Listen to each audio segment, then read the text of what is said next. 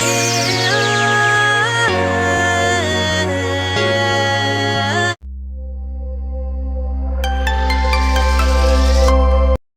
Everyone, welcome to brand new blog. আজকে আমরা চলে এসেছি আইজাকে নিয়ে নারায়ণগঞ্জের বৃক্ষ মেলাতে। এটা অলমোস্ট 20 দিন ধরে নারায়ণগঞ্জের যে জিয়া হলটা আছে সেখানে হয়েছিল।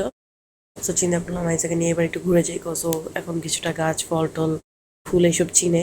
তো এটা ছিল প্রথমে নিয়ন্ত্রণ কক্ষ, যেটা এখান থেকে কন্ট্রোলিং করা হয়। তো এখানে ঢুকেই খুব সুন্দর সুন্দর কালারফুল গাছ দেখা যাচ্ছিল। আমার কিছু ফেভারিট গাছ ছিল। তো প্রথমে এই কর্নারটাতে চলে এসেছিলাম ঢুকেই বা সাইডে যেটা। আর এখানে দেখেন, আর গাছগুলোর প্রাইজিং আমার কাছে বেশ কমই মনে হয়েছে, মানে রিজনেবল মনে হয়েছে। 50 টাকা থেকে শুরু করে হাইস্ট 500 টাকা পর্যন্ত ছিল আর কি। আর এখানে ছোট ছোট কিছু হ্যাঙ্গিং যে টপগুলো আছে সেগুলো সেল করছিল। আর দেখেন এখানে চারা করা আম গাছও ছিল। এখানে খুব সুন্দর একটা ফুল ছিল পিঙ্ক কালার, জানি না এটার কি নাম ছিল। এখানে কিছু একুরিয়ামের প্রোডাক্টও ছিল একটা শপে। আর এখানে ছোট ছোট করে চারা গাছ ছিল, আর গাছগুলোর নামও লেখা রাখা হয়েছিল। সো এগুলো দেখে কিন্তু আপনারা চাইলে দেখে দেখে নিতে পারেন। সেটা ছিল একদম ভিতরের কর্নারটাতে। আর এখান থেকে ছোট ছোট এই মানি প্ল্যান্ট টাইপের চারা গাছগুলো ছিল।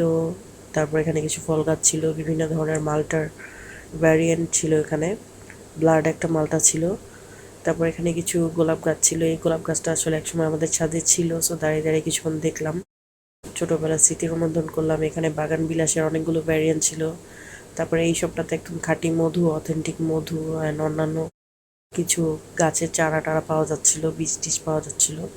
আর এখানে কিন্তু আমি ট্রাই করেছি প্রত্যেকটা শপেরই নামগুলো দেখিয়ে দেওয়ার, যেন আপনারা গিয়ে বুঝে শুনে নিতে পারেন। যদিও মেলা মনে হয় বেশি দিন আর নেই, জাস্ট অল্প কয়েকদিনই আছে। আমি একদম শেষের দিকে গিয়েছিলাম। আর এখানে আরও কিছু ফুল গাছ ছিল সুন্দর সুন্দর। এই ফুল গাছগুলো আসলে দেখলেই মনে হয় মন ভালো হয়ে যায়। সো দাঁড়িয়ে দাঁড়িয়ে দেখছিলাম। মেলার অলমোস্ট শেষের পথে আমরা চলে এসেছি, সো এখন জাস্ট বের হয়ে যাব।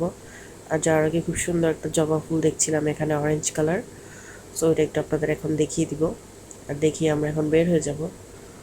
এই সাইডটাতে ছিল অরেঞ্জ কালার জবাটা। স্টার্টিংয়ের দিকে একটা রেড দেখেছিলাম, এটা একদম অরেঞ্জটা ছিল। সো ওখান থেকে সন্ধ্যা হয়ে যাওয়ার পর আমরা একটু রাসেল পার্কের দিকে চলে আসলাম, যে তাই যাকে নিয়ে বের হয়েছি। টুকটাক খাওয়া দাওয়া তো করবো, রাইজাও টুকটাক কিছু একটা কিনবে না সেটা তো হবে না। সো ওপেন প্লেস বলতে আসলে এই রাসেল পার্কই বুঝি আমরা এখন নারায়ণগঞ্জের ভিতরে। এছাড়া জাস্ট রেস্টুরেন্টই আছে যাওয়ার মতো। সো আজকে যেহেতু উইকডে ছিল, সো খুব একটা ক্রাউডেড ছিল না, দ্যাটস ভালো লাগছিল আজকে। আর মোটামুটি একটু হালকা বাতাস ছিল এই জায়গাটাতে। সো এখানে এসে এই টাওয়ারগুলোর নিচে বসেছিলাম। খুবই কালারফুল হওয়াতে লাইটসগুলো সবসময় আসলে দেখার পর ভালো লাগে। এই যে আজকে একা একা এসে দাঁড়িয়েছিল এখানে। সো আমরা এখানে কিছুক্ষণ বসে আড্ডা টাড্ডা দিচ্ছিলাম। সো পরে চিন্তা করলাম একটু সামনের দিকে চলে যাই আসলে, বেশিক্ষণ থাকলে আসলে গরম লাগতে পারে। যদি এখানে ফ্যান ট্যান কোনো কিছুই নেই, একদম ওপেন এয়ারে। আর এখান থেকে এই ভিউটা ছিল লেকের, যেটা সবসময় ভালো লাগে আসলে দেখলে। তো আরও কিছুক্ষণ লাইটস দেখে আমরা এখন সামনের দিকে চলে যাব। এখানে কিছু ফুড স্টল আছে সামনের দিকে। আর যেতে যেতে একটু আইজার ওয়েটটা দেখে নিলাম, অনেকদিন ধরে আসলে দেখা হচ্ছিল না। সো দেখে দেখে এখন আমরা সামনের দিকে চলে যাবো। আর আইজা তখন একটা বেলুন নিয়ে নিয়েছে তার পছন্দের। আর আইজা এখানে আসলে কিছু না কিছু তো নেই।